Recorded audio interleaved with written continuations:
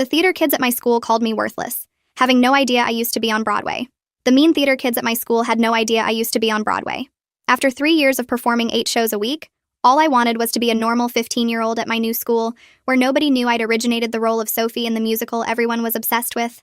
But then I walked into the auditorium and saw the popular theater kids clustered together wearing matching drama club hoodies. The Queen Bee Madison looked me up and down while I signed my name on the audition sheet, her face scrunching up. She whispered loud enough for everyone to hear that community theater rejects always thought they could waltz into their program just because mommy said they were special. Her minions Brittany and Jade giggled while Madison asked if I'd gotten my audition outfit from Walmart's clearance rack, pointing at my plain jeans and sweater that apparently screamed amateur hour to anyone with real theater experience. When I said I was auditioning for Sophie, Madison actually laughed so hard she had to grab Brittany's shoulder for support. She explained to everyone that Sophie required years of professional training to hit those notes, not whatever karaoke bar preparation I'd obviously had.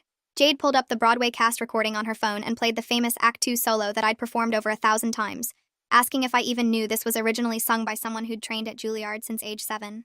I bit my tongue so hard I tasted blood because that someone was literally me, and I'd actually been training since age 5.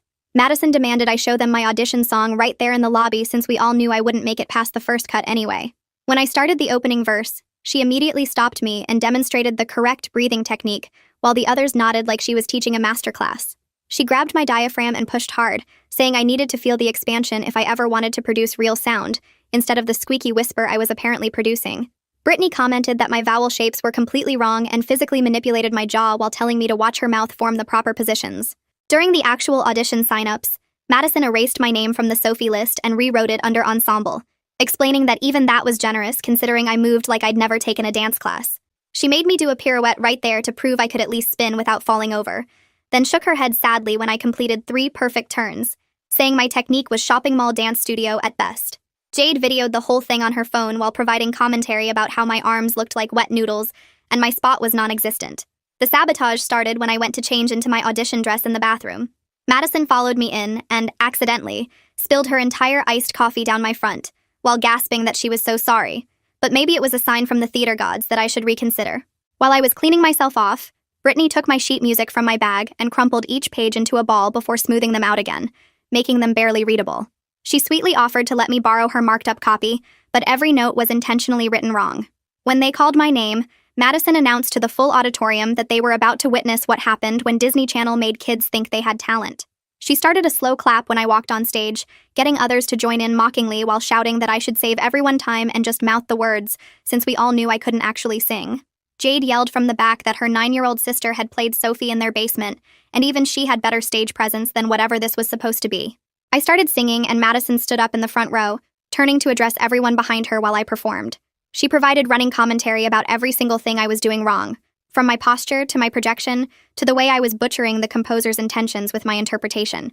When I hit the high note perfectly, she actually said, "Auto-tune must be getting really advanced these days," loud enough for the whole auditorium to hear.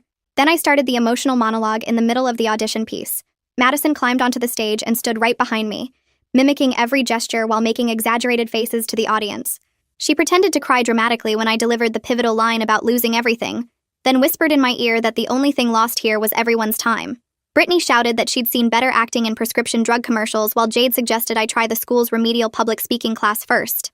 Madison grabbed the spotlight and redirected it so it was shining directly in my eyes, saying real performers could work through any distraction. She walked around me in circles while critiquing my blocking, my choices, even the way I was breathing between lines. Then she delivered the line that made my blood run cold. Sophie deserves someone who understands her journey, not some nobody who probably watched a bootleg once and thinks she can channel Broadway excellence when she clearly belongs in the ensemble of a middle school production, if we're being generous. That's when I heard a gasp from the director's table, and Mrs. Mitchell stood up with her hand over her mouth, her eyes wide with recognition, as she stared at me and whispered my actual stage name. The name hung in the air for maybe 2 seconds before everyone in the auditorium turned to look at Mrs. Mitchell, then swiveled their heads back to stare at me standing there in my coffee-stained clothes. Madison's mouth was still open from her last insult, but no sound came out now, her face frozen like someone had pressed pause on her whole body. Mrs. Mitchell pushed her chair back so hard it scraped against the floor and started walking toward the stage with quick steps, her heels clicking on the auditorium floor.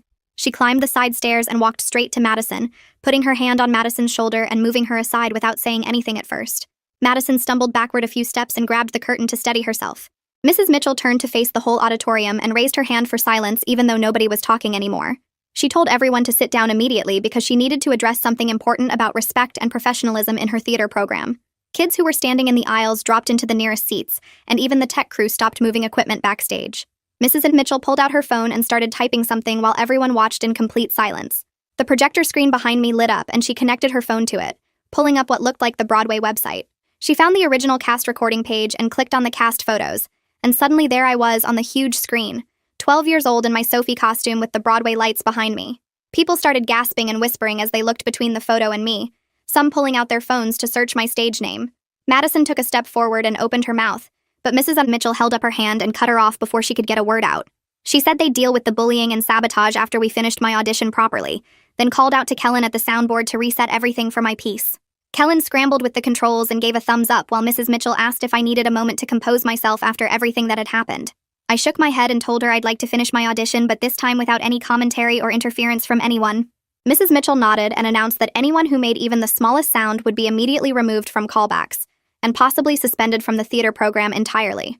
The auditorium went so quiet I could hear the air conditioning humming through the vents. I walked back to center stage and planted my feet exactly where I'd started before, feeling hundreds of eyes watching me, but this time with curiosity instead of mockery. The music started again, and I took a deep breath. Not the fake one I'd been doing to hide my training, but a real one that filled my whole body. This time, I didn't hold anything back, and let my voice fill the entire space with the power and control I'd developed over 3 years on Broadway. My voice soared through the difficult passages that Madison had claimed needed years of training, hitting every note with the precision that came from performing this exact song over 1,000 times. I could see Madison in my peripheral vision, her face getting paler with each phrase as she realized what she'd been mocking. The emotional section came and I delivered it with all the depth I'd learned from working with Broadway directors who'd pushed me to find new layers every single performance. When I hit the climactic high note, several people in the audience actually gasped because it rang through the auditorium with perfect clarity. The song ended and I held my final position for 3 beats before relaxing, and the room stayed completely silent for what felt like forever. Mrs. Mitchell started clapping slowly from the side of the stage, then others joined in with genuine applause that built until most of the auditorium was clapping. She walked to center stage and announced that callbacks would be posted tomorrow morning and dismissed everyone except Madison, Brittany, Jade, and me. People filed out slowly, many still staring at me or checking their phones where they'd looked up my Broadway credits. Once the auditorium emptied except for us 5, Mrs. Mitchell turned to the 3 girls with an expression I'd never seen on her face before. She told them their behavior had been witnessed by multiple people and documented on Jade's own phone, which she'd seen recording the entire incident. She was reporting everything to the assistant principal immediately, and all 3 were banned from the rest of auditions pending a full disciplinary hearing about bullying and harassment. Madison started arguing that she didn't know who I was, but Mrs. Mitchell's voice got even harder as she pointed out that bullying was wrong regardless of someone's background or experience level. She added that Madison had just spent over an hour mocking and harassing someone she claimed to idolize, which said everything about her character and nothing good. The 3 girls left through the side door with Madison slamming it behind her, while Brittany and Jade followed with their heads down. Mrs. Mitchell waited until the door clicked shut, then turned to me with a softer expression, apologizing for not intervening sooner when she should have stopped it immediately. I explained that I just wanted to be normal after 3 years of 8 shows a week, that I was tired of being treated differently because of Broadway. She nodded and said she understood, but wished I'd felt safe enough to be myself from the beginning. I walked out of the auditorium and my phone started buzzing before I even made it to the parking lot. Someone had already posted a screenshot of the Broadway cast photo Mrs. Mitchell showed on the projector. The picture spread through group chats faster than I could track while I sat in my car watching notification after notification pop up. Theater kids who'd never talked to me were sending apology messages and asking if I could sign their programs from last year's shows. My Instagram follower count jumped by 300 in 20 minutes, and people were tagging me in their stories with crying emojis and shocked faces. Someone found a bootleg video of my final Sophie performance and shared it in the Drama Club group chat, where it got over 200 reactions within an hour. Kids were screenshotting Madison's comments from earlier posts and putting them next to my Broadway reviews, making compilation videos of her mocking me versus critics calling me a prodigy. My phone got so hot from all the activity that I had to turn it off and just sit there in the school parking lot trying to process what just happened. The next morning, the assistant principal called me out of first period and walked me to his office where he had a notepad ready. He asked me to describe everything that happened from the moment I walked into the auditorium yesterday, and I told him about the Walmart comment first. Then I explained how Madison erased my name from the Sophie list, and physically pushed on my diaphragm, and how Brittany grabbed my jaw to fix my vowel shapes. He wrote down every detail about the spilled coffee that ruined my audition dress and how they crumpled my sheet music while I was cleaning up. When I mentioned Madison climbing on stage during my actual audition to mock me behind my back, he stopped writing and looked up with his eyebrows raised. He asked if anyone else witnessed this, and I told him the whole auditorium saw it, plus Jade recorded everything on her phone. At lunch, I grabbed my usual spot in the corner of the cafeteria, but noticed theater kids kept walking past my table and staring. Brooklyn Palmer from my English class came over with her tray and asked if she could sit with me since I looked like I needed normal human company. She said she didn't know anything about Broadway or care about the whole theater thing, but what those girls did was seriously messed up. We ate our sandwiches while she told me about her older sister who got bullied by the soccer team and how the popular kids always found ways to make life hell for anyone different. She made me laugh by doing impressions of Madison's fake concerned face when she accidentally spilled the coffee. Other kids kept coming up to our table asking for selfies or autographs, but Brooklyn told them to leave me alone and let me eat in peace. The callback list went up after lunch and a crowd gathered around it immediately while I hung back near the water fountain. Someone shouted that I was called back for Sophie along with 2 other girls whose names I didn't recognize. Madison's name wasn't anywhere on the list, and neither were her friends, except in tiny print at the bottom for ensemble callbacks. People started whispering about how Mrs. Mitchell was definitely making a statement, and someone said Madison's parents had already called the school. I grabbed my stuff and headed to callbacks, trying to ignore everyone watching me walk down the hallway. The auditorium felt completely different when I walked in for callbacks with everyone already knowing who I was.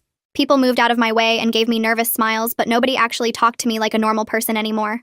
The 2 girls called back for Sophie kept glancing at me during warm-ups like they were trying to figure out if they even had a chance. When we started learning the callback material, everyone stayed at least 3 feet away from me like I had some kind of Broadway force field. The music director kept asking if the tempo was okay for me, and if I needed any adjustments, which made everyone else exchange looks. During our first break, Kellen Ford came over while I was getting water, and stood there for a second before speaking quietly. He said he was sorry for not saying anything when Madison was being awful, and that he should have stepped in. Then he mentioned that the whole thing was actually on the backup recording system they use for archiving performances.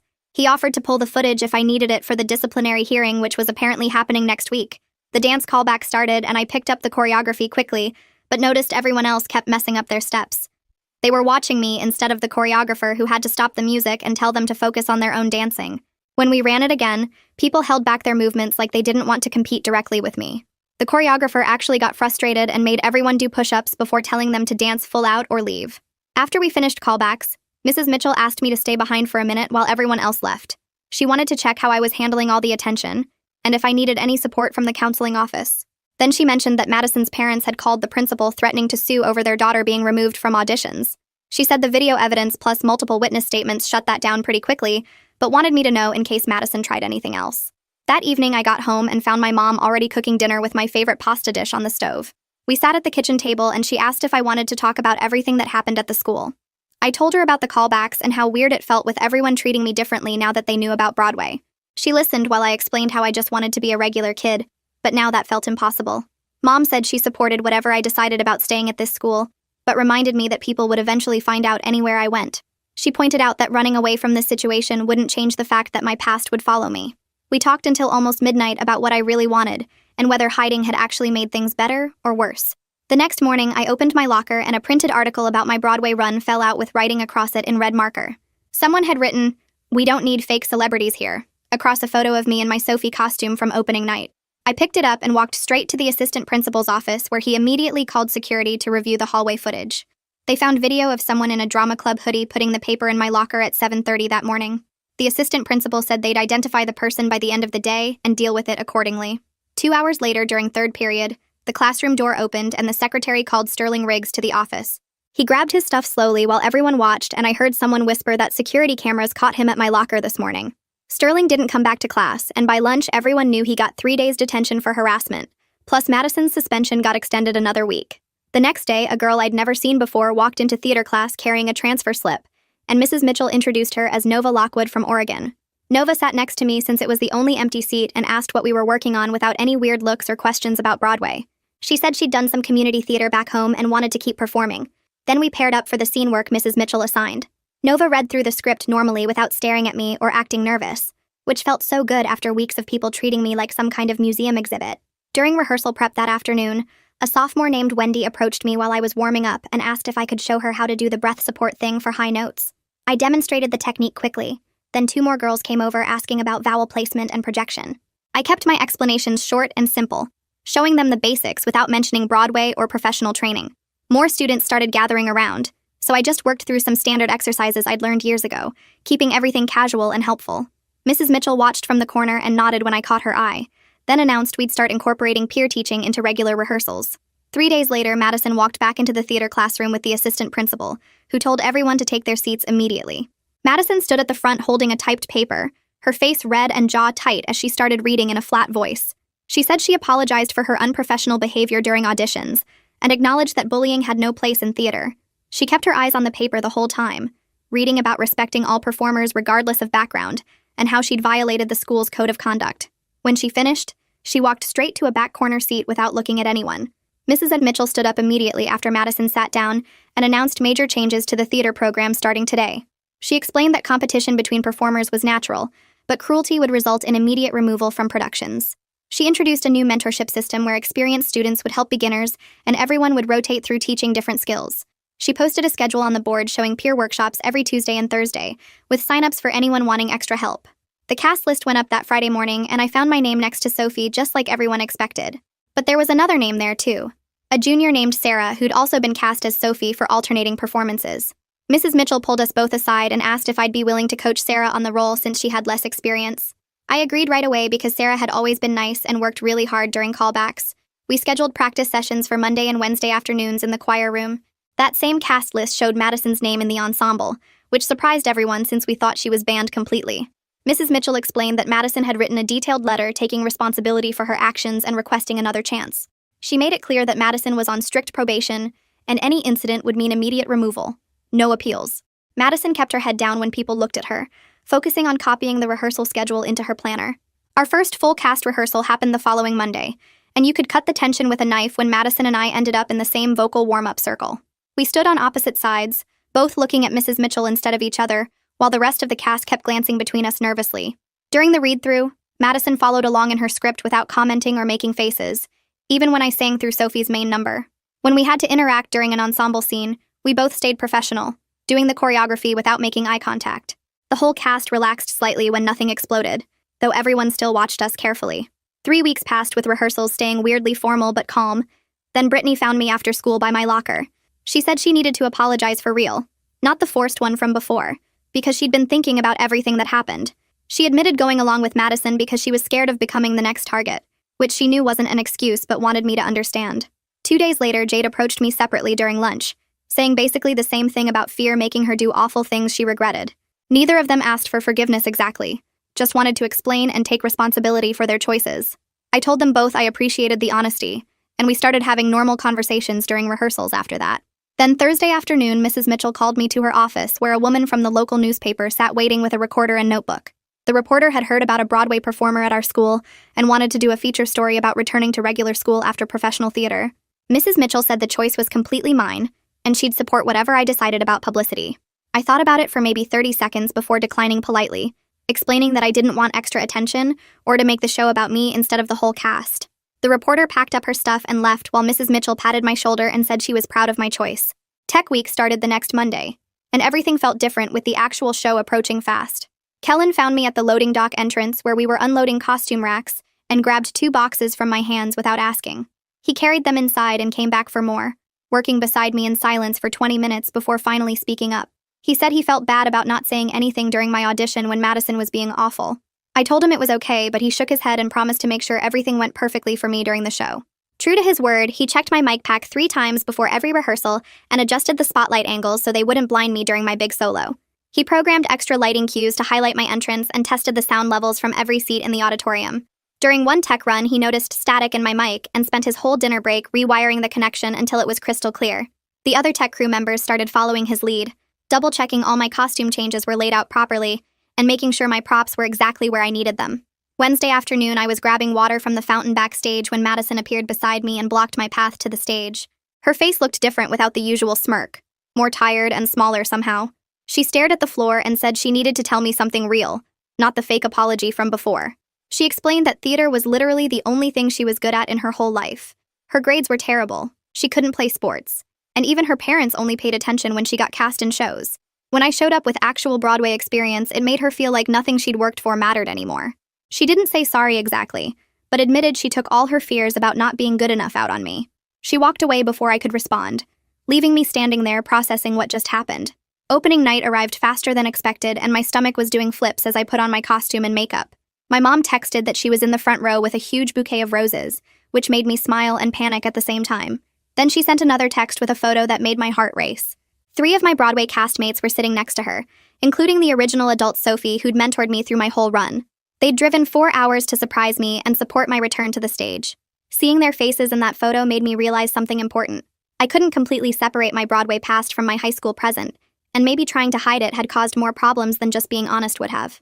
The stage manager called places, and I took my position in the wings, watching Madison and the other ensemble members find their spots. The curtain rose and the opening number began with everyone singing and dancing in perfect sync. My entrance came in scene 2, and I walked on stage to scattered applause from people who recognized me. I started my first song and let myself perform it fully, not holding back or trying to blend in anymore. Every note came out strong and clear, filled with the technique from thousands of professional performances, but also something new. The recent experiences with Madison and the bullying had given me fresh emotional depth to bring to Sophie's journey. The audience leaned forward in their seats as I delivered the emotional monologue that Madison had mocked during auditions. This time I felt every word differently, understanding Sophie's need to be seen for who she really was. My voice cracked slightly on the line about hiding your true self, but it felt right for the character and the moment. The Act 1 finale required the whole ensemble to support my big solo, and I caught Madison's eye during the build-up. She gave me a tiny nod and sang her harmony part perfectly, adding strength to my melody without trying to overshadow it. The curtain fell for intermission and the cast erupted in excitement backstage about how well everything was going.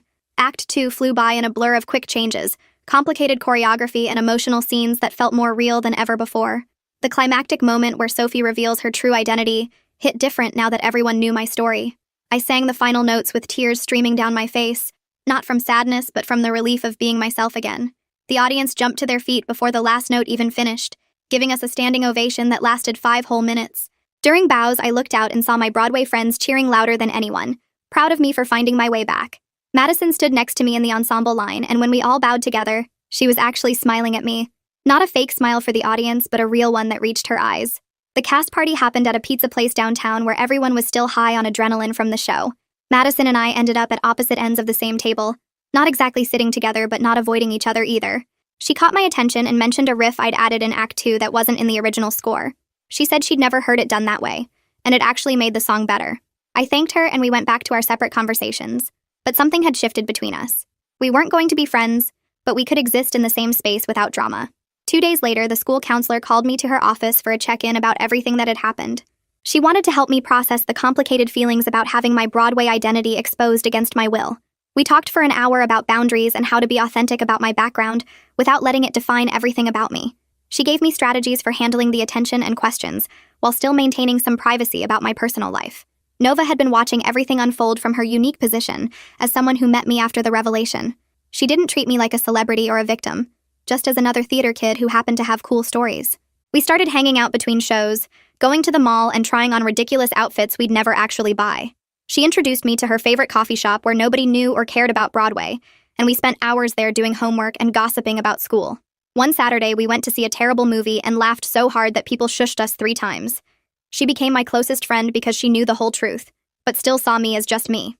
When the spring musical got announced as Legally Blonde, everyone assumed I'd go for Elle Woods immediately. The sign-up sheet went up on a Monday morning and kids were already talking about how I'd obviously get the lead. But I'd been thinking about what I really wanted from high school theater, and it wasn't to always be the star. I signed up for Paulette instead, the supporting role with great comedy and one show-stopping number. People literally gasped when they saw my name under supporting roles instead of the lead. Mrs. Mitchell pulled me aside to make sure I understood I could have any role I wanted. I explained that I wanted to prove I was a team player who could support others, not just someone who demanded the spotlight. Madison's audition for Elle Woods was actually incredible, like she'd been preparing for months to prove herself. She nailed the vocals, the comedy, and the emotional moments without any of her old showing off or desperation. When the cast list went up, she'd earned the role completely on her own merit. She stared at her name next to Elle Woods for a full minute like she couldn't believe it was real. Spring rehearsals started with a completely different energy than the fall show had. Madison worked harder than anyone, always first to arrive and last to leave, determined to show she deserved her success. 3 weeks into rehearsals, she approached me during a water break with sheet music in her hands. She was struggling with a really difficult vocal run in So Much Better, and wondered if I had any tips. I showed her a breathing technique that would help her sustain the notes without straining. We worked on it for 10 minutes, just focusing on the music without any weirdness or tension between us. Other cast members watched us collaborating and started to relax, seeing that the drama was really over. A few weeks later, Brooklyn walked into the auditorium during our regular rehearsal, and stood by the door watching us run through a scene. She waited until Mrs. Mitchell called for a water break, then approached me near the piano, where I was marking some notes in my script. She said the whole vibe seemed different now, and asked if she could maybe help with costumes or something since she wasn't ready to perform yet, but wanted to be part of it. Mrs. Mitchell overheard and immediately handed her a clipboard with the props list, explaining that we needed all the help we could get for the spring show. Brooklyn started coming to every rehearsal after that, organizing the costume rack and helping people with quick changes between scenes. She brought her friends from student council to help build sets on weekends, and suddenly we had kids from all different groups working together in the theater. Madison watched this happen without commenting, but I noticed she started greeting the new helpers by name and thanking them for their work. The next month, Mrs. Mitchell gathered everyone after rehearsal and announced she was starting monthly workshops where experienced cast members would teach skills to younger students. She pointed at me and said she wanted me to lead the vocal sessions since I had the most training, then looked at Madison and asked if she'd teach audition prep. Madison's face went red, but she nodded and said she'd learned a lot about what not to do during auditions and could help kids avoid those mistakes. We scheduled the first workshops for the following Saturday, and 12 middle schoolers showed up, nervous and excited to learn from high schoolers. I taught them basic breathing exercises and warm-ups, while Madison worked with another group on choosing audition songs that matched their vocal range. We switched groups halfway through, and I watched Madison demonstrate how to enter a room with confidence without coming across as arrogant. She made the kids laugh by showing them her old audition mistakes in an exaggerated way, then demonstrated the right approach. The workshops became a regular thing, and more kids started signing up each month. Opening night of the spring show arrived faster than expected, and the whole cast was buzzing with nervous energy backstage. Madison had the lead role, and I could see her hands shaking as she adjusted her wig one more time before her entrance. When she walked on stage and started her first song, something magical happened, and she completely transformed into the character. She hit every note perfectly, and delivered her lines with such conviction that the audience was completely absorbed. During her big solo number in Act 2, I stood in the wings watching and found myself genuinely moved by her performance. When she came off stage after her bow, sweaty and glowing with adrenaline, she found me in the crowd of cast members and grabbed my arm. She said thank you, not just for cheering, but for showing her what being professional actually meant, and I knew she was being completely sincere. The cast party that night felt different from any theater event we'd had before, with everyone celebrating together without the old divisions. 3 weeks later, Mrs. Mitchell called Madison and me into her office with a huge smile on her face. She showed us an email on her computer from the State Theater Educators Association, announcing that our program had won the award for Most Improved Culture. The judges mentioned our mentorship program and the way we'd transformed from a competitive environment to a collaborative one, though they didn't know the specific details of what had started the change. She asked if we'd be willing to accept the award together at the state conference, and we both immediately said yes. Jade approached me the next day with a camera and asked if I'd be willing to be interviewed for her documentary about our theater program's transformation. She'd been filming rehearsals and workshops for her advanced film class and wanted to explore how groups can change their dynamics. She interviewed Madison first, then me, then brought us together for a joint interview where we talked about moving past conflict to find common ground. In her interview, Jade took responsibility for her part in the bullying and talked about how easy it was to get caught up in mob mentality when you wanted to fit in. She showed us the rough cut a week later, and it was actually really powerful, showing how toxic environments could be transformed when people chose growth over grudges. Sterling found me after school one day when I was running lines in the empty auditorium. He sat down next to me and finally apologized for putting that article in my locker, admitting he'd done it because Madison was his girlfriend, and he didn't want to upset her by refusing. He said he'd been avoiding me because he felt guilty, but realized that was just making it worse. He offered to be our official videographer for next year's shows, saying he wanted to contribute something positive instead of being remembered for being a follower. I told him everyone deserves a second chance if they're genuinely trying to change. On the last day of junior year, Mrs. Mitchell announced next year's drama club leadership to the whole program. She named Madison and me as co-presidents, saying our journey from conflict to collaboration made us perfect examples of what theater could teach about working together. Everyone applauded, and Madison and I looked at each other with a mix of surprise and determination to make it work. We met at a coffee shop the first week of summer to start planning the next season. Madison brought a detailed spreadsheet of possible shows with pros and cons for each one, while I had notes about technical requirements and casting considerations. We spent 3 hours going through options, and while we weren't suddenly best friends, we found a rhythm of building on each other's ideas instead of tearing them down. She handled the organizational stuff like scheduling and budgets, while I focused on the artistic elements like vocal arrangements and choreography. We met every week that summer, sometimes at the coffee shop and sometimes at the school to inventory costumes and organize the prop room. By August, we had the whole season planned and had even started recruiting incoming freshmen through the orientation program. Mrs. Mitchell got invited to speak at education conferences about creating inclusive theater spaces and asked if Madison and I would come share our perspectives. We presented together at 3 different schools that fall, telling our story without using anyone's full names but being honest about how bad things had gotten and how we'd work to fix them. Teachers asked us questions about specific strategies, and we explained the workshop system and the importance of having clear expectations for behavior. The presentation spread, and soon other schools were implementing similar programs. Senior year started with Madison and me leading warm-ups together in front of 40 theater students. We developed a routine where she led physical warm-ups, and I led vocal ones, demonstrating how different strengths could complement each other. The new freshmen had no idea about our history, and just saw two leaders who clearly respected each other's expertise. They came to us with questions and problems, and we handled them as a team, always presenting a united front even when we disagreed privately. The fall musical auditions brought a record number of students trying out, including kids who'd never done theater before, but felt welcomed by the new environment. Madison and I ran auditions together, taking notes and discussing casting without any of the drama that had defined our earlier years.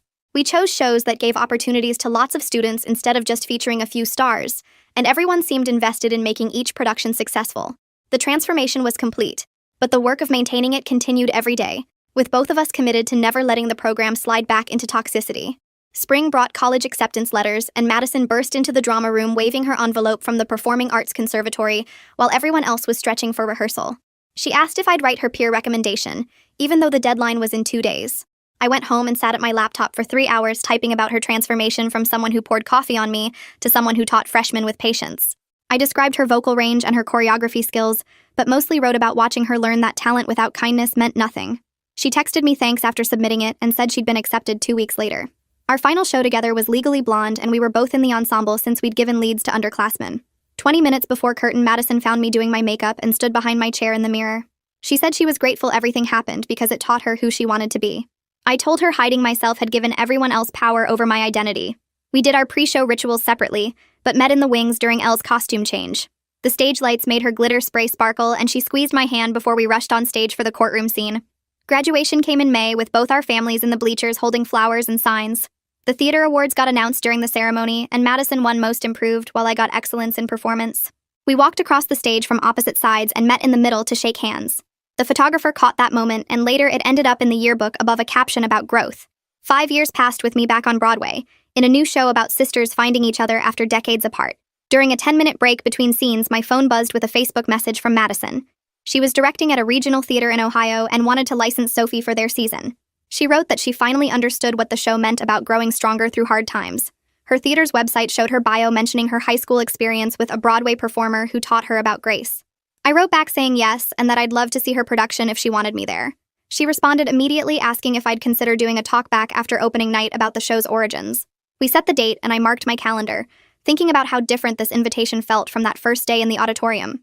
The stage manager called places, and I put my phone away to transform into my character. That night's audience had no idea that during intermission I was messaging with someone who once told me I belonged in middle school ensemble. Madison sent photos of her cast in first rehearsal, and I recognized the hunger in their faces. She'd written Sophie's journey on the whiteboard behind them in the same purple marker Mrs. Mitchell always used. Well, friends, this really has been a journey, and I appreciate you sticking with me through all my questions and wonderings. Can't wait to do it again. If you made it to the end, drop a comment. I love reading all your comments.